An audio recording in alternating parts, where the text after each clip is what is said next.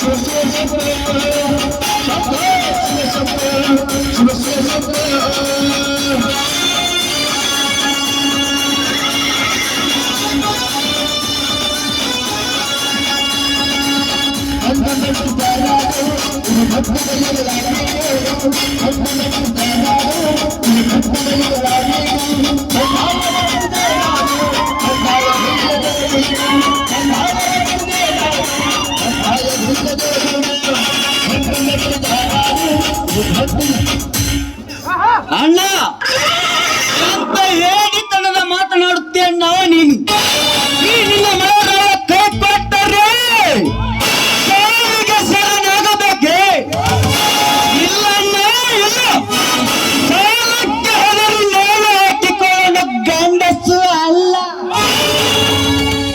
ನರಸತ್ತ ನಾ ಮರ್ದ ದೇವರು ಲೋತ್ರಿಕ ಅಂತ ದೇಹವನ್ನು ಕೊಟ್ಟಿರುವಾಗ ಈ ಊರಲ್ಲಿ ಆಗದಿದ್ದರೂ ಇನ್ನೊಂದು ಊರಿಗೆ ಹೋಗಿ ದುಡಿದು ಜೀವನವನ್ನು ಸಾಗಿಸೋಣ.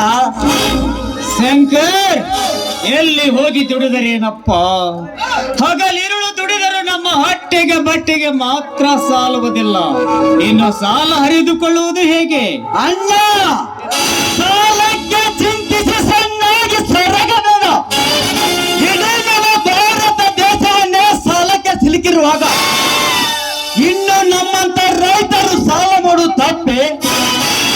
ನೋಡಣ್ಣ, ಸಾಲ ಮಾಡಿದವನು ಹರಿದು ಸಾಯಲಿಲ್ಲ, ಗಳಿಕೆ ಮಾಡಿದವನು ಕಟ್ಟಿಕೊಂಡು ಸಾಯಲಿಲ್ಲ.